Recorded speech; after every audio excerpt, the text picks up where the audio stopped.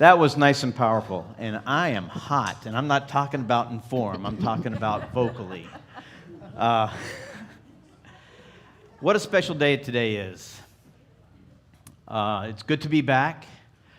Many of you have known that Elizabeth and I have been gone for a few weeks, and it was a vacation that was well spent. In fact, actually, this slide right here is Elizabeth and I found at one of those offbeat, artsy crafts type of communities within Barcelona. And this is what it says: no filter will fix your reality. Now, from that standpoint, they're talking about the troubles of our lives, about what's not happening that we want to or we wish for a life that we don't have, and that it's our plot in life to suffer in that manner, expecting some reward at some other time. But the filter, like it says, I looked it up, and check out what it says. A filter allows you to remove unwanted frequencies and also allows you to boost certain frequencies. Which frequencies are removed and which frequencies are left depend upon the type of filter you use. Now, they're talking about a filter that you use on your cell phone. Whether I get those nice fishy lips that the girls like to do, or guys pumping up and showing their torsos and stuff like that.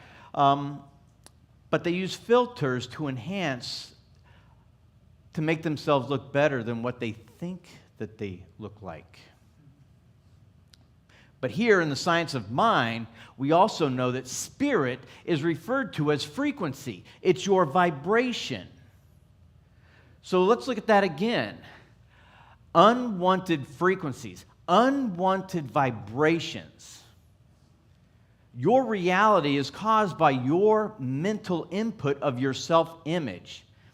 It's not put upon you by some outside force, because we all know that we are nothing less than spirit in action. Everything that God is, I am.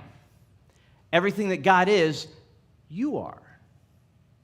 So your frequency that you're putting out there is being shown up in the photograph of your life. Now, how do we remove those frequencies? And what type of filters are we going to be using? Just like online, there's so many filters to use. Every single one of us can use a different type of filter. But that's a great analogy to the way spirit is. Every single one of you have a filter that you can use on yourself. Not for a photograph, but for your mental outpicturing or expression of what you want to experience in this life.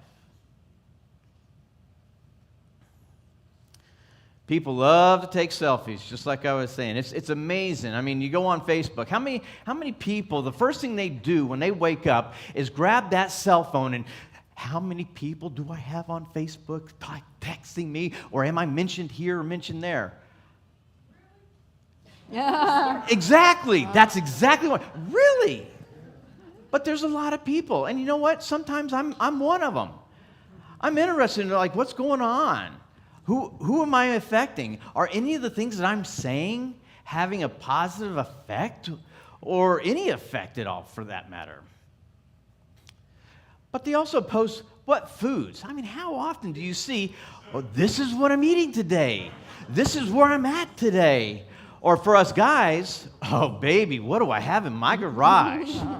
Look at that 4x I've got. Look at that Harley. Look at how nice and neat all the boxes and how I've got them hanging from the rafters. Look at how organized my life is. Yeah.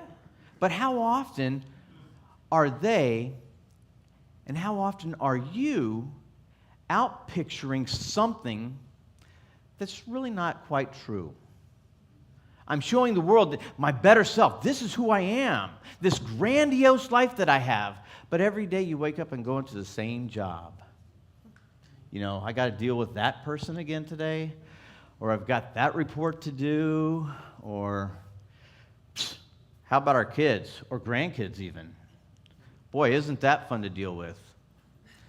But it's your perspective on life, your frequency that you're putting out into the universe. One of the biggest disadvantages of the cell phone is that it's easy to waste time. It sure is. Wasting time on the cell phone, looking at TikTok, looking up, hey Siri, or hey Google, what's this, that, and the other? I mean, there's so much time wasted looking at the cell phone.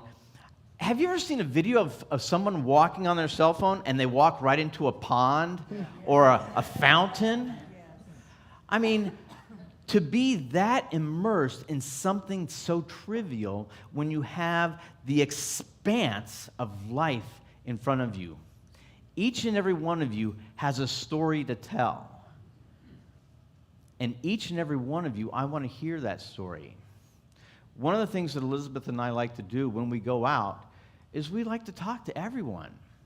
You know, where are you from? What do you do? What excites you? And it's that interaction between other people that I find most exhilarating. So that when we go on this trip, most of the people are going on these excursions, these organized, well, you're going to see this first, you're going to see this chapel, you're going to see this statue, and your life and your vacation set by the tone, set by what other people think that's going to excite you. Not for Elizabeth and I. We like to do our own thing. This made me think, and it's funny, you know me, buckle up buttercup, because I have no clue what I'm going to say from one second to the other, and this slide right here proves it. This makes me think. I have no clue what I meant when I put that up there. What you are experiencing today is not because I like that. Just like the filters and every day looking at your life through the phone, looking from effect. If you're looking at your life through a cell phone or a semblance of a cell phone, you're living from the effect, which means you're trying to base your decisions on your life based upon what has actually happened. Instead of reversing it, what you're experiencing today is the result. Your thoughts, your mind, your consciousness creates your reality. Not the fact that you ran into some guy in front of you on the freeway and now you got to deal with the insurance company. That's an effect. Living from that type of life is an effect. What I'm here to do today is to teach you to live from causation, knowing that you and spirit are one and the same. There is no disconnect. There is no separation. There is your thought, your mind, your consciousness, and God can only say one thing, and that is yes.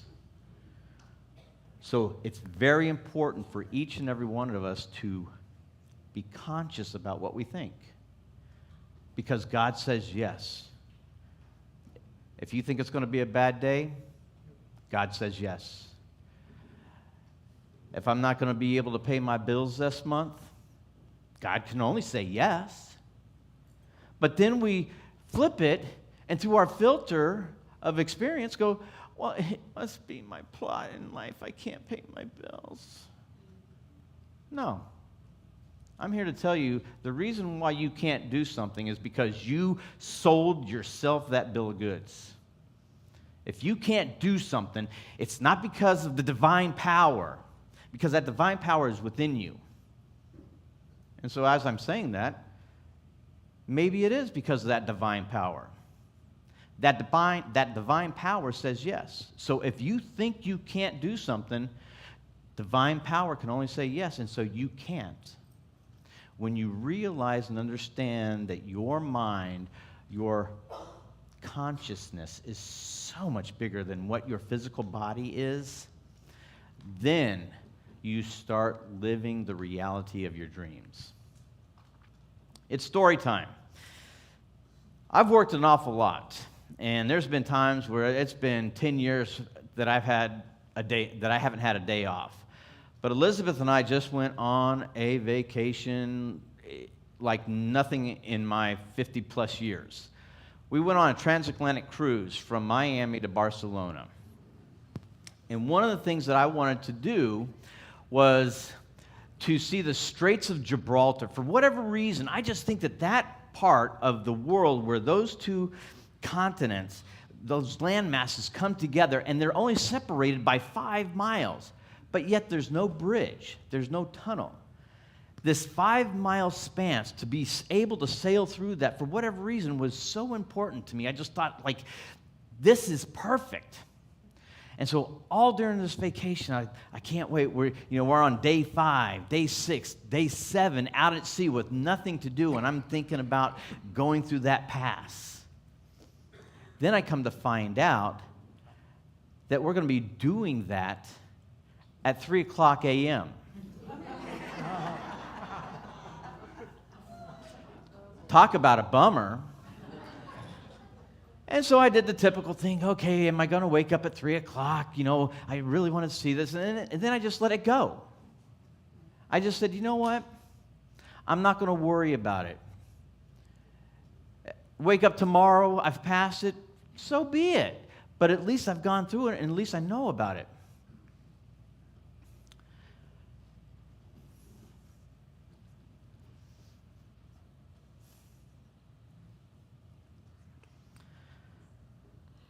I sometimes get emotional.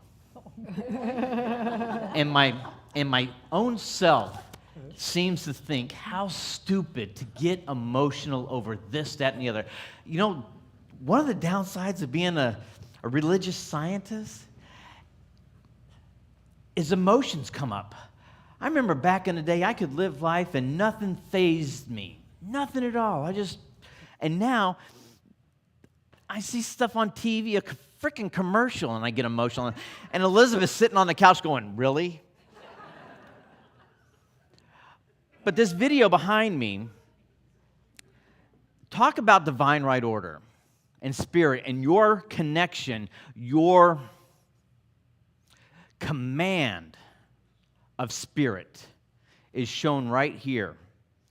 So, 3 o'clock in the morning, I wake up for whatever reason. I have absolutely no idea. But I wake up, and on Virgin, there's an app that you can see where every single cruise ship is on the ocean. And so I opened up the app, and I type in the Valiant Lady, and would you know it? Right there.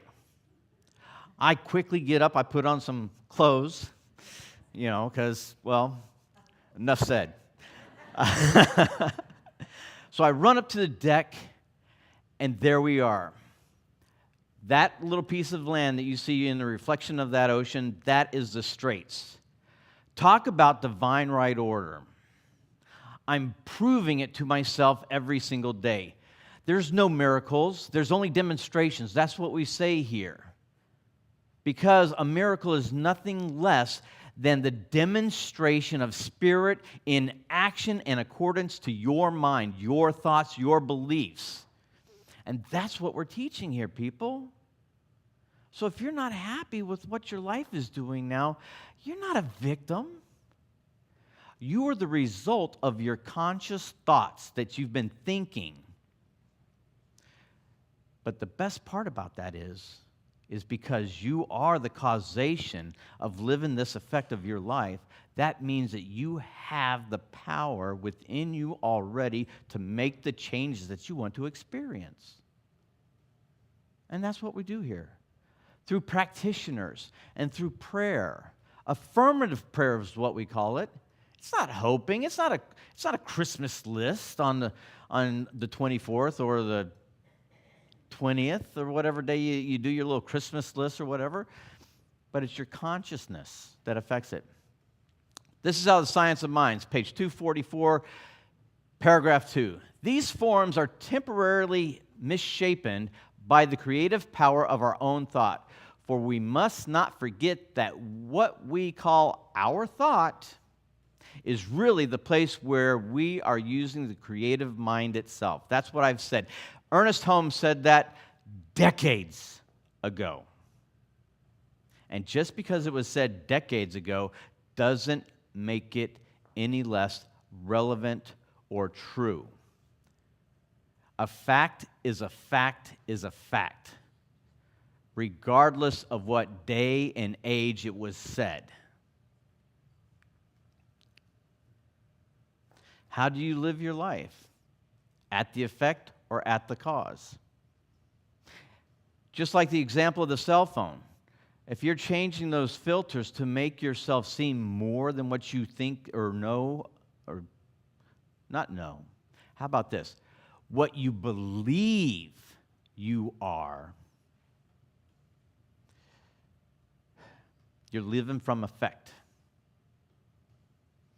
You need to change where those thoughts come from and know that your life, this outpicturing today, is the result and the accumulation of every single thought that you've had. Now, that's not saying that some thoughts or all thoughts are exactly the same weight or power. There's a thing called belief. Does anybody know about that, belief? Have they ever heard that word? Belief. Because I tell you what, I would not have 2 grown children today if what I thought back then, they would still be alive. Because believe me, there's been times I wanted to kill my kids. Ooh. But because I didn't have the belief behind it, nothing happened. So it's that heart. That's the power.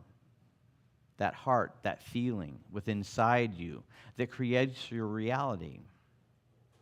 So pay attention to that. If you're not happy with how your life is today, you're not a victim. You are the result. And that's the difference. If you are the result, you can change the effect by changing your conscious thoughts and doing prayer work and being conscious of those thoughts throughout the day. Just like going through the straits. That was a demonstration, people. That wasn't a miracle. That was a demonstration of my power, of my mind, knowing of what I wanted to expect. Even though circumstances, roadblocks looked like they were coming in front of me, my underlying thought was, I'm going to see that. The beautiful thing is, you don't have to figure it out. I don't have to figure it out. Spirit is the creator. We are the director. God is the stagehand. You are the director. And I'm probably getting off on a tangent, but who the heck cares, because I'm loving this.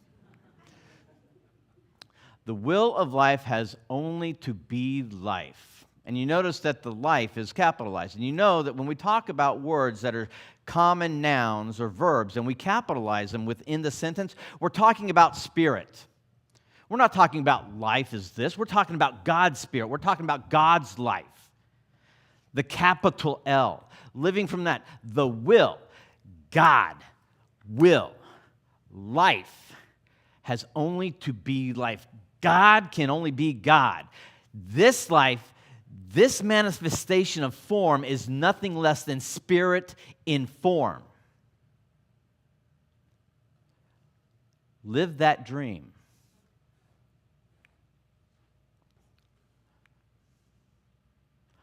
Through will, I am.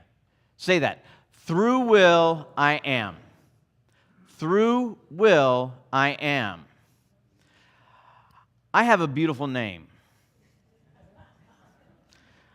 And I never really knew that, but my name's William. Will I am.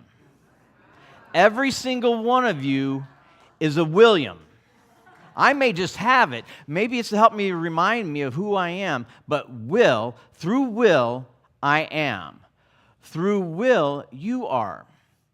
If you don't want to use my name, because it's not TM'd, you can use this. God is, I am. How many times have you heard that? You know Dr. Joe said it. God is, I am. Say that with me. God is, I am.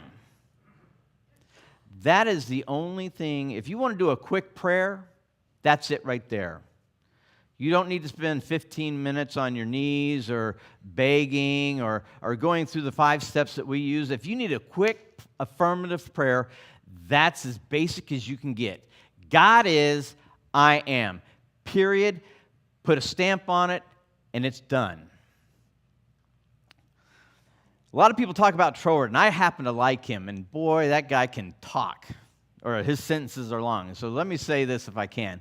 We have the power of using the word so as to specialize the action of law, not by altering the law, meaning changing it, changing the essence of what law is. And law is the mechanical portion of spirit. There's spirit and law. Like Dr. Joe talks about, that spiritual pasta maker, taking the ethereal dough of life, putting it through law, which changes it from that ethereal essence into form. Through your spiritual pasta maker, the law is how it works, which is impossible. But by realizing the principle and the enabling it to work under conditions which are not substantially provided by nature, man, I tell you, I need glasses like something fierce, but are provided by our own selection. That's a sentence and a half, but I love it. It really puts it in clarity, at least for me. And I hope it puts it into clarity for you, because it really is important that you understand that your life is perfect wherever it is right now. Whatever house you're living in, whatever car you're driving, whatever skateboard you're pushing. Your life is perfect because it's the life that you've accepted.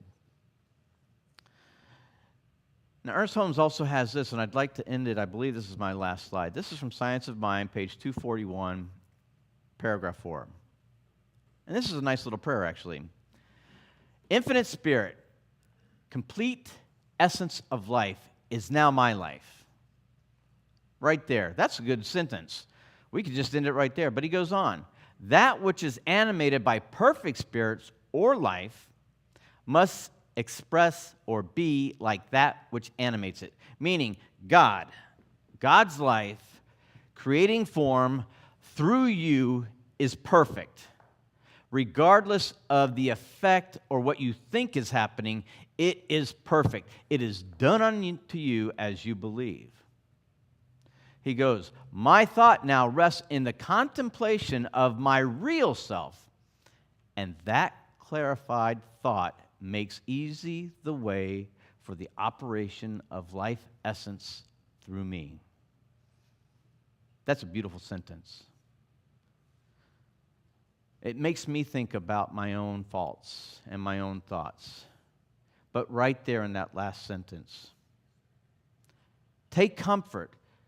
No matter what life you're experiencing, it can always be more.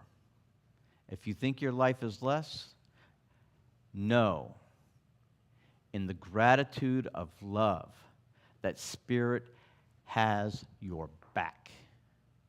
You are not in it alone. You are nothing less than a manifestation of all of Spirit. The universe is right inside each and every one of us. But how can that be? It's easy. How many different songs are there on the radio? How many different genres are there? Look at your own life as your own particular song. They each say and respond to different things. Sing your song loud and proud. I know I do.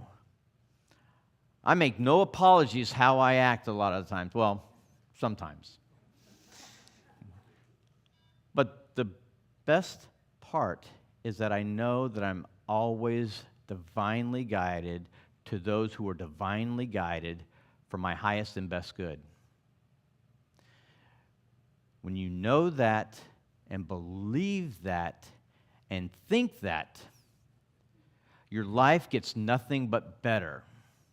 Because what my better is may not be your better, but that's okay.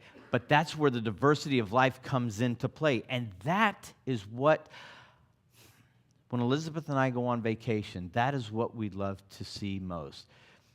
Seeing the cities throughout the world, I could care less. I want to rent that moped and drive through the cities and find these quaint little places and meet an individual and find out their story. What is their passion? And through their passion and their love of their life, I see the love of my own life. And I get gratitude, the fact that I can be somewhere else and see someone else's life and see the love and beauty of spirit in action. Because all that does is solidify my own peace and my own love. And I see you back there. There was a wall between us, but no more. It's that easy. Just take a step to the left and a step to the right. But live your life knowing no filter will fix your reality. The reality is you are spirit in action. You are nothing less than that. That is the truth. The filter is this thing we called everyday life. So regardless of the filter that you're living through, know that you are so much more than that. And that you can live the life of your dreams when you just come from the heart and know. It's not an easy path. Sometimes it is. But it's not a very difficult path either. It's a path that takes time. It's a path that takes patience. But most importantly, it's a path that takes love. Thank you very much. I love you all.